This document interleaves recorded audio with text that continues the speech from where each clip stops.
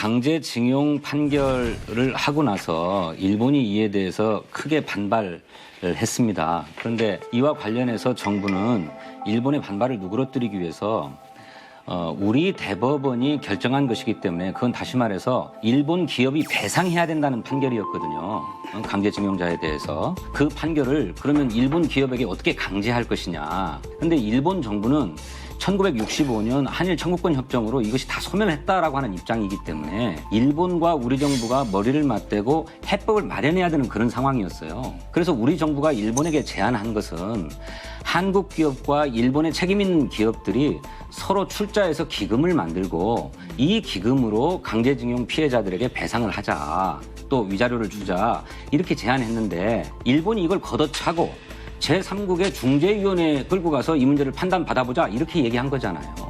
그러니까 우리 정부가 대법원의 판결을 그냥 두고만 본 게 아니고 이 대법원의 판결을 존중하면서도 일본과 한국이 이 책임을 어떻게 나눠지으면서 강제징용자, 우리 국민 피해자들에게 어떻게 배상할 거냐 하는 문제를 고민해왔고 그 대안을 일본에 제안했던 겁니다. 그런데 일본이 이걸 걷어찬 거잖아요. 자, 2018년 10월에 대법원 판결문을 보면은요, 배상이라는 것은 잘못된 것에 대해서 갚아나가는 거잖아요. 근데 대법원 판결에 그 잘못됐다는 거 아니에요. 그래 놓고 배상금이라고 하지 않고 위로금이라는 표현을 씁니다. 그리고 지금 일본은 소위 1965년에 한일 간의 국교 정상화, 그 협정으로 청구권이 소멸됐다고 하잖아요.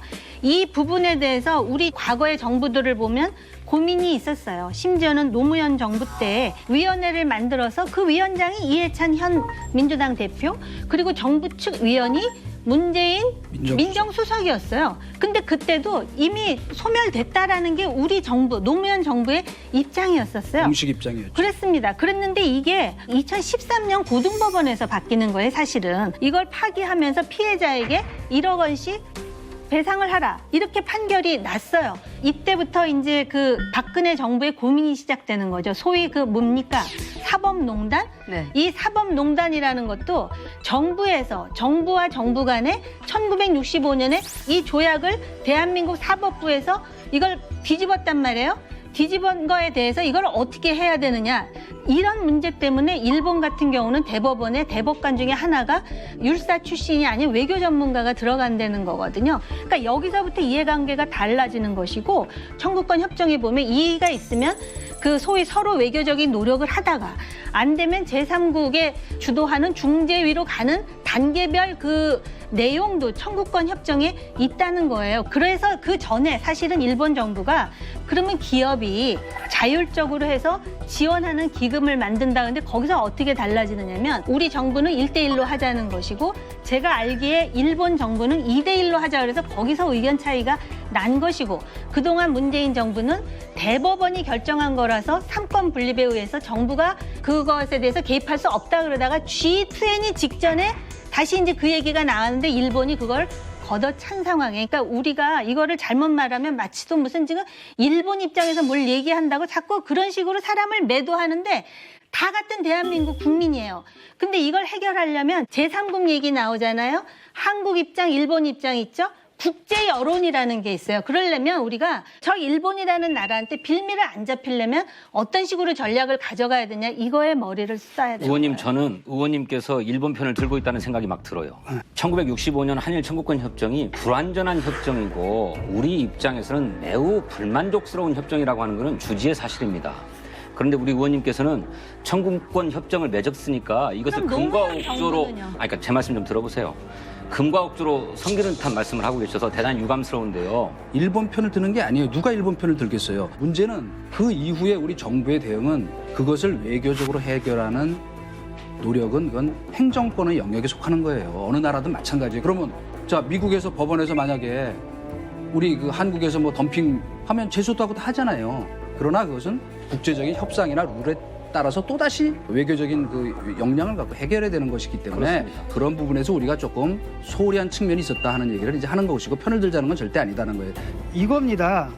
지금 대한민국 사법부에서 판결을 내렸어요. 우리는 대한민국 상권이 분립이 되기 때문에 우리가 함부로 사법부의 판단이 이루어질 수 없습니다. 그건 확정된 거예요. 이미 대법원 판결이기 때문에. 그렇죠. 인정해야 되는 거고 개인, 국가 간에 어떻게 됐든 간에 한 개인과 기업 사이에 배상의 책임은 지금 남아있다라는 것이고요. 그걸 일본에서도 양심적인 변호사들은 그렇게 얘기를 하고 있어요. 우리 말이 맞습니다. 그게.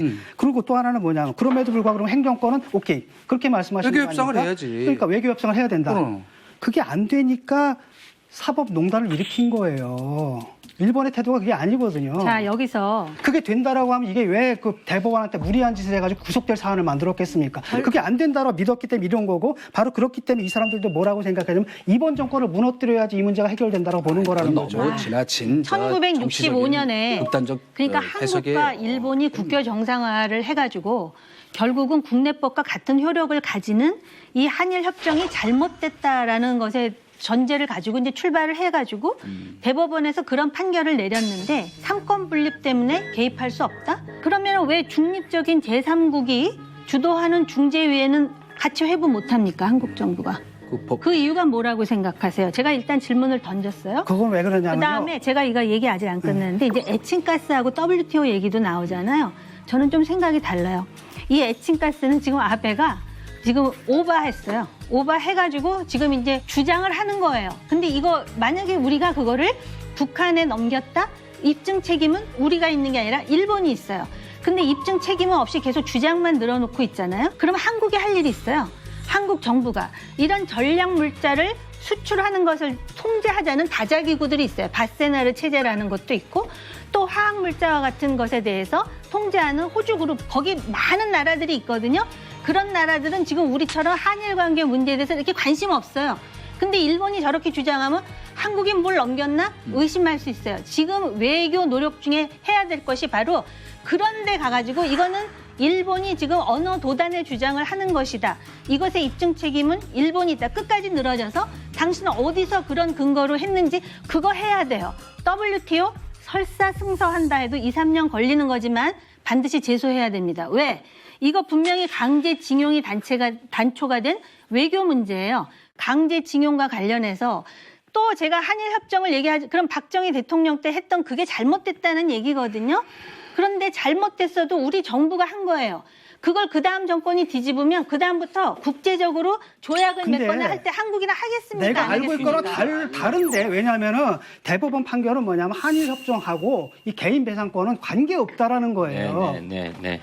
잘못 알고 계세요. 아니요, 지금. 청구권 팩트를 잘못 알고 협정을 계세요. 보시면 그래서 대법원 판결에 아까 얘기했잖아요. 그러니까 대법원 판결에서는 배상금이 쉽게 아니에요. 말하면 한일 기본 접종 그것과는 상관없이 이것은 살아있다라는 것이고 그런 해석을 지금 일본에 있는 일본의 그 양심적인 변호사들도 그렇게 주장하라고 우리한테 얘기를 하고 있다라는 거예요. 근데 한일 협정에 그건 살아있다 그랬다면요.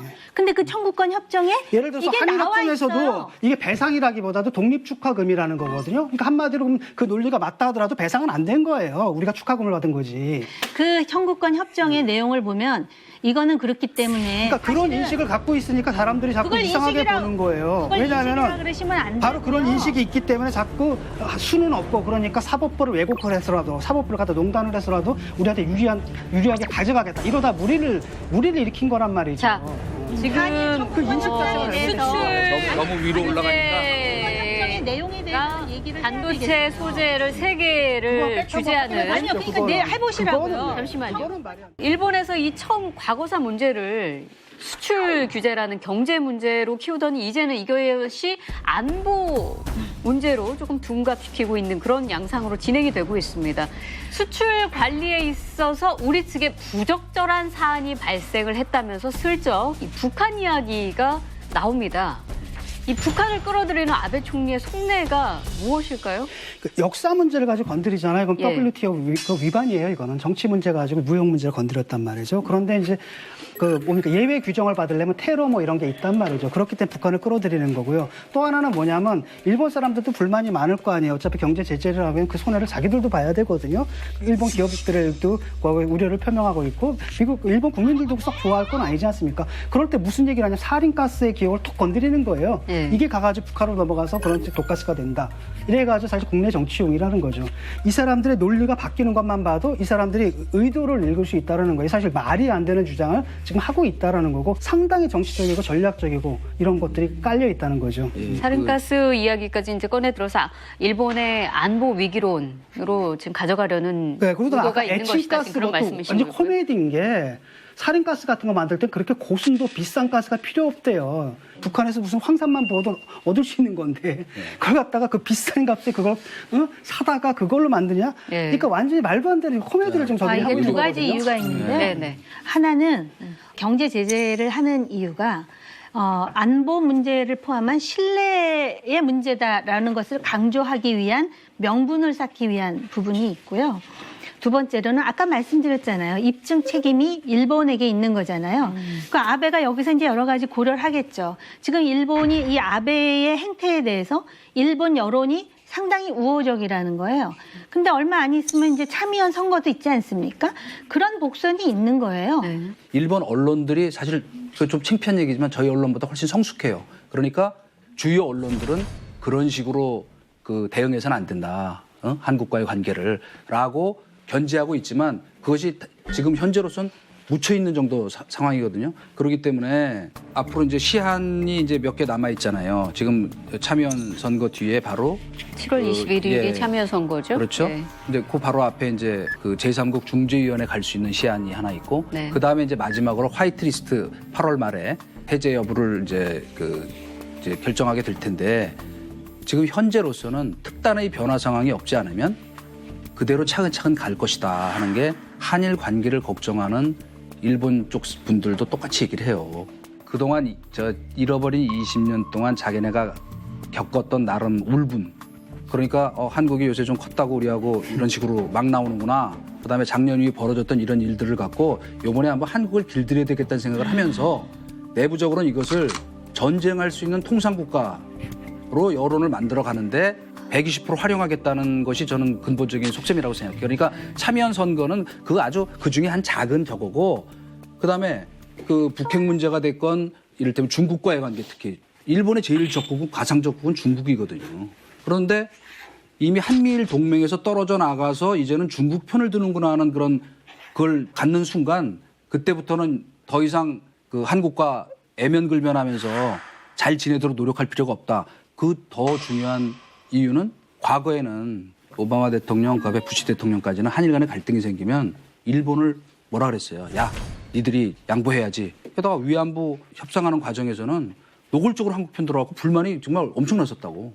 그러나 지금은 뭐냐면 미국이 한국 편 듣지 않아요. 들어주지 않아요. 약간 비열한 측면도 있는 게 일단은 뭐 불어가스인가 그 500억을 우리가 수입을 하잖아요. 그걸 우리가 뭐냐면 17조 매출을 만들어요. 5천억을 수입하고. 그러면 5천억을 수입함. 예. 이게 340배 정도가 되거든요. 그러니까 우리 관점에서는 사실 경제적 선택을 한 거예요. 우리가 정말 그게 필요하다고 한다면 돈이 된다고 한다면 온갖 힘을 써서라도 그걸 육성을 했겠죠. 근데 우리의 관점에서는 우리가 일본에서 인구가 많은 것도 아니고 그 때문에 선택과 집중을 했던 거고 그게 빈틈이 생긴 거거든요. 그렇기 때문에 사실 어떤 면에서 일본이 갖고 있는 모든 그 기초 부품 소재 산업을 국산화한다는 것은 사실 경제적으로 이게 말이 안 되는 거예요.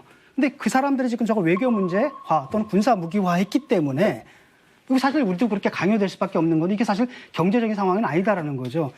동아시아 내에서 이제 역관계란 말이에요. 항상 일본 사람들은 사무라이기 때문에 이게 위아래가 분명해요. 그러니까 개처럼 말이죠. 서열이 분명하지 않으면 굉장히 힘들어하는 사람들이에요. 뭐냐면 옛날에 이랬단 말이에요. 일본이 있어요. 일본이 기계를 수출을 해요. 우리가 그 기계를 만듭니다. 그걸 반제품을 만들어요. 그래가지고 중국이 나오면 중국이 완제품을 만들어 이런 분업 체계가 있었는데 이제 중국도 만만하지가 않거든요. 그다음에 문제는 뭐냐 한국이 기계만 수입하는 줄 알았더니 특정 IT 분야에서 특정 분야에서 자기들 능가했다라는 거예요. 이해가 안 되겠다 흔들어 보자는 겁니다. 억지로라도 흔들어 봐가지고 자기들이 갖고 있었던 그런 인류의 위상들을 한번 확인해 보자라는 건데 과연 얼마나 오랫동안 그럴 수 있겠느냐라는 겁니다.